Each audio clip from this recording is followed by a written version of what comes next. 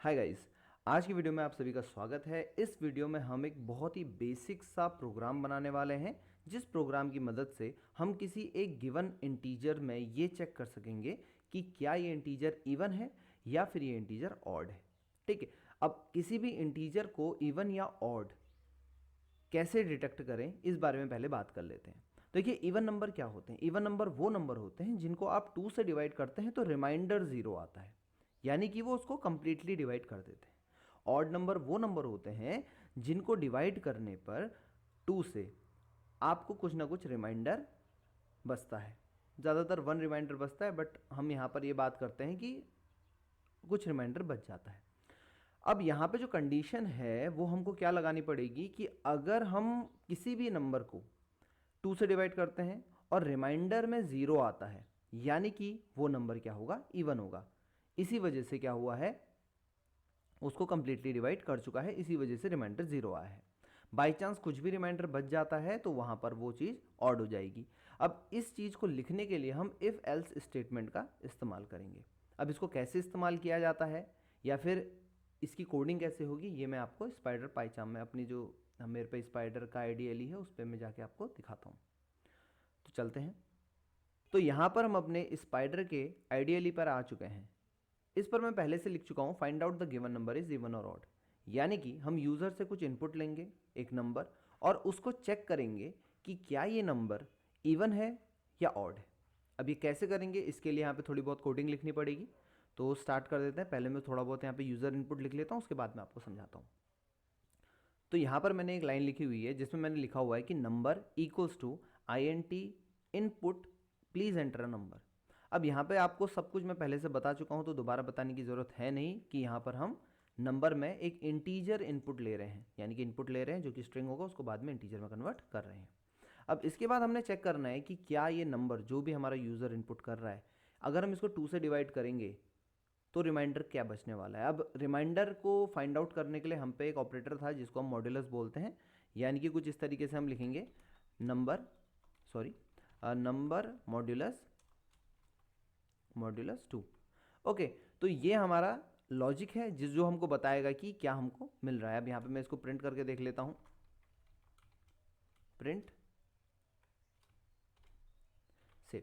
तो अब अगर हम इसको एक बार रन करते हैं तो आपको क्या देखने को मिलेगा। यहाँ पे देखिए, कह रहा है प्लीज़ एंटर अ नंबर।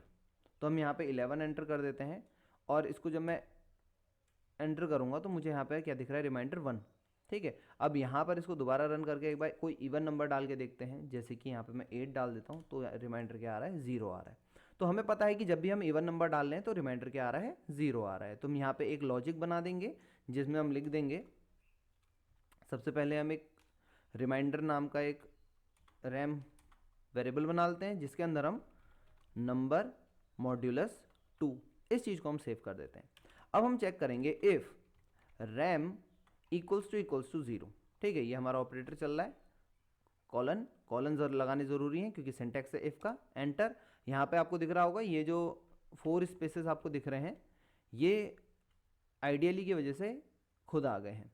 ठीक है, आपको अगर नहीं हो रहा है तो आप यूज़ करेंगे इसको। तो यहाँ पे इंडेंटेशन हम दे चुके हैं। अब यहाँ पे हम चेक करेंगे कि अगर ये है तो हम प्रिंट करेंगे, प्रिंट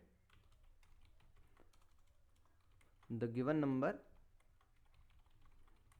इवन।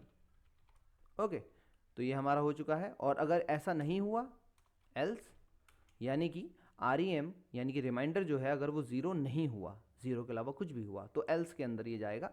तो एल्स में हम प्रिंट कराने वाले हैं, print the given number is odd.